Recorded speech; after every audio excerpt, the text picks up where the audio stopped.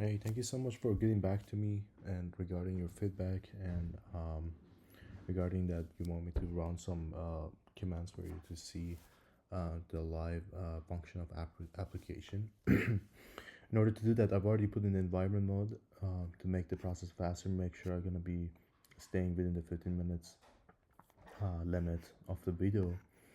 Um, Starting here for the first requirement, we had the if to have the input for the data set, which over here in my data folder, um, you can upload your CSV file over here and you can get the result.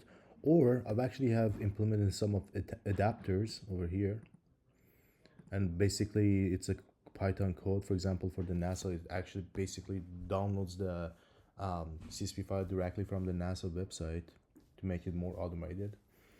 Um, or you can just put the include it right over here, and then just to run this command, just to show you that there's no error on running this command when I run it. First of all, I have this ignorance on the Python warnings because for some reason my Python is getting outdated, and I'm going to be fixing that after this. But so far as you see, all the complete successfully with no error and no issue. And basically what it does is just runs the main audit the pipeline using a user provided CSV. Basically, it just shows that it's following the CSV. And I do have two CSV files over here already. One is generated, and the other one is from the directly from the NASA website.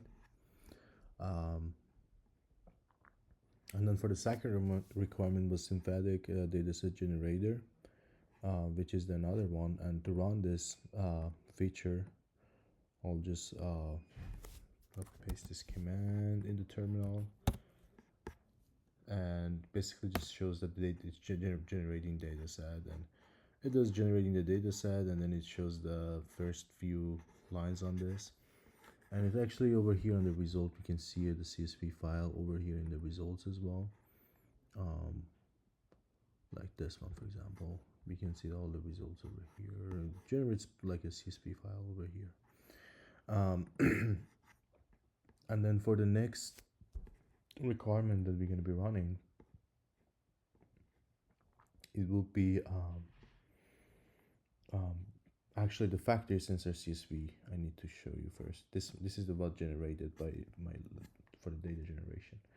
And then for the next requirement, I want to show you the train test split over here, and to prove that I'm gonna be running this command, so you can show you the result on this command as well. And over here, and as you can see, it shows the after training, it shows the clean accuracy, free effective accuracy is 98%.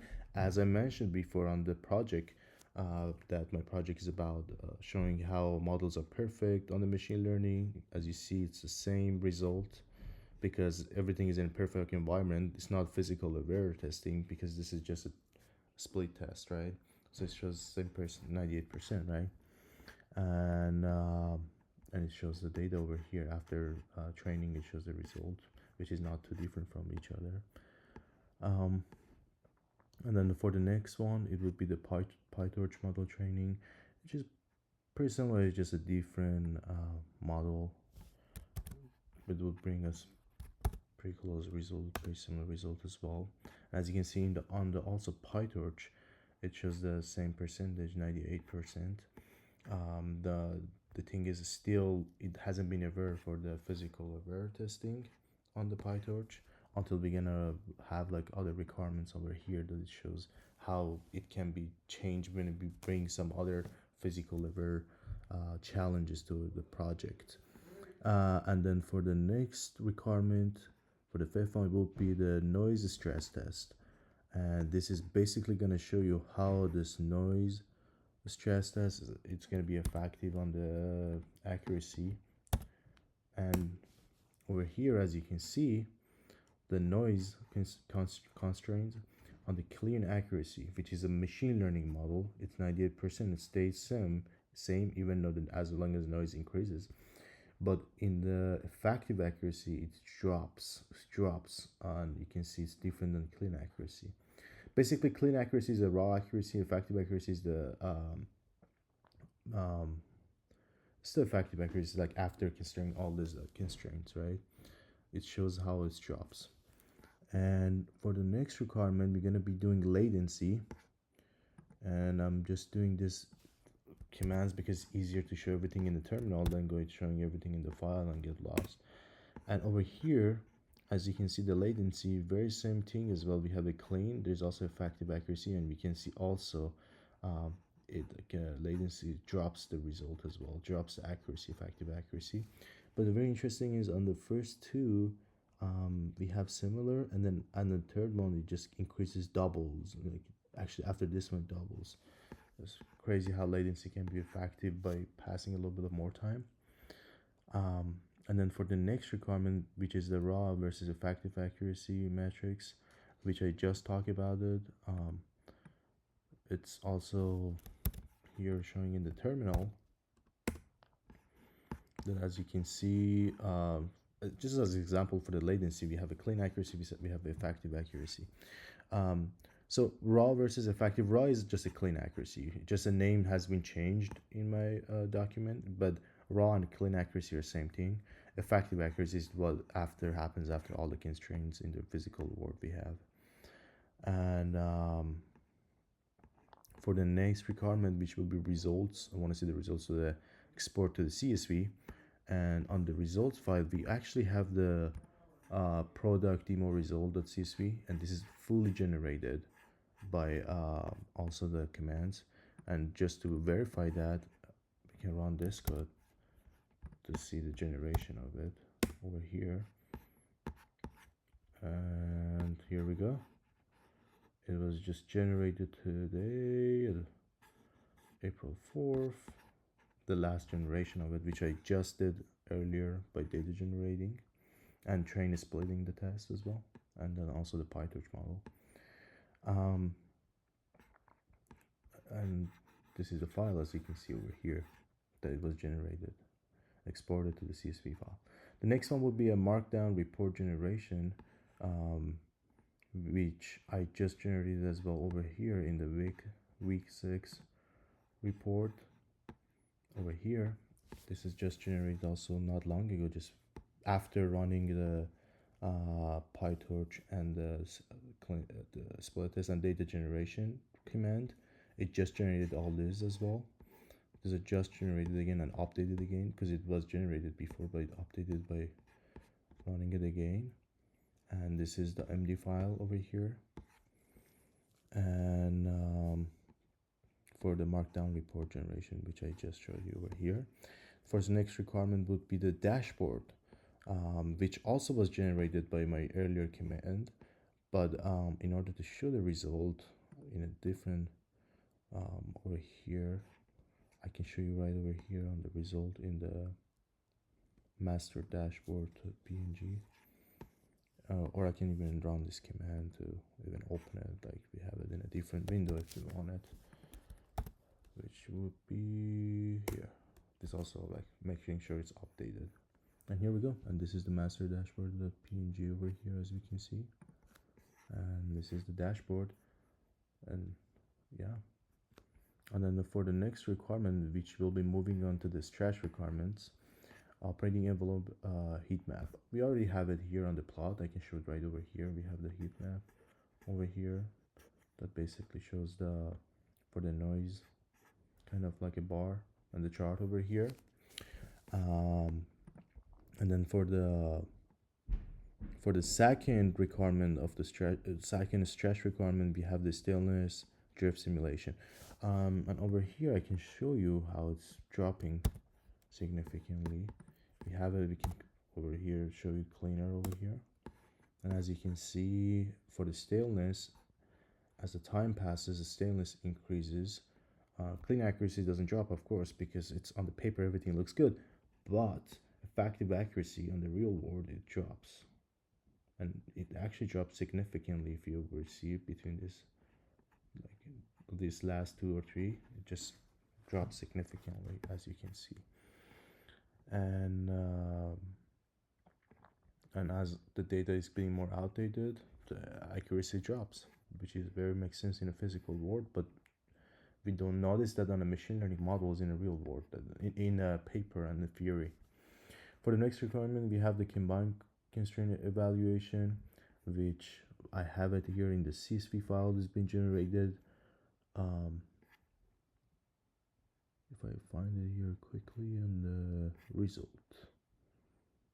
Here, this is for the combined, and I was able to do this on the week 4, which is the combined noise latency and other things together, because those are also have effects together, which this effect can be even stronger than just one of them.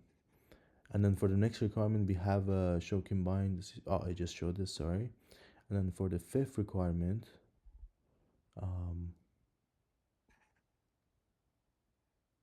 actually, sorry, for the 4th requirement, configure experiment profiles, I want to see that we actually see the fact, like there's some certain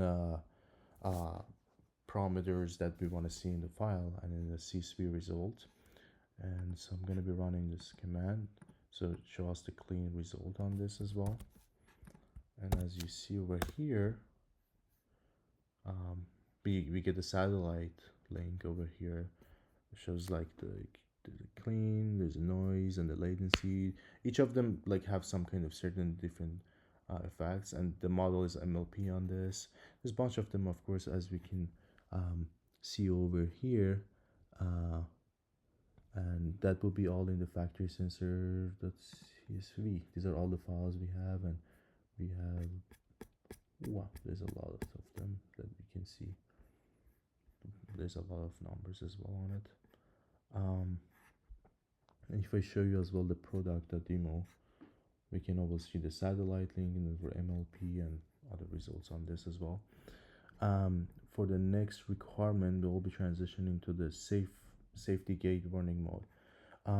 So for this one, I'm still encountering issue that I cannot see on my terminal the result, but I have set up on my readme.md that if any of the adapters, any of the input has going to have an issue, it would give us a warning. Like if I show you over here, it show you the failing badge over here on the GitHub, but I still need to implement it very well on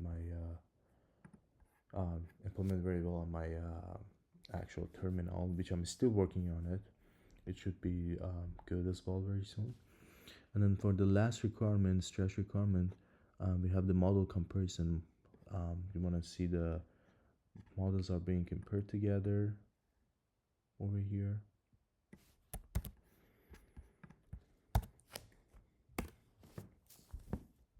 Now, as you can see there, we have a MLP industrial Wi-Fi, and we have a logistic regression, and as we have a MLP model. So there's like a 2 different modes that can be shown over here as the result that I was trying to show you.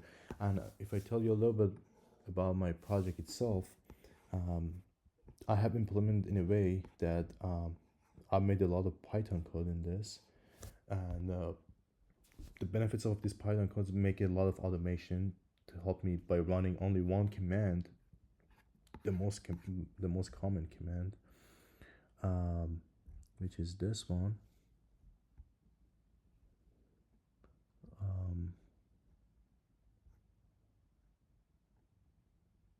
Yeah, basically this command.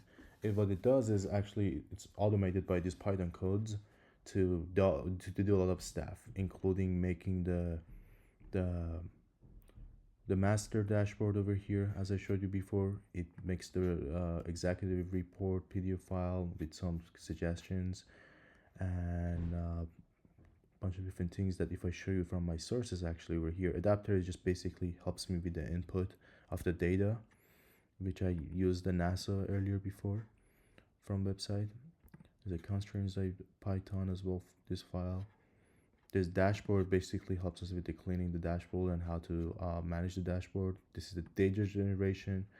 Basically, I generate data using this Python file that actually helps me to do that. And there's this model.python. We have this model that generates.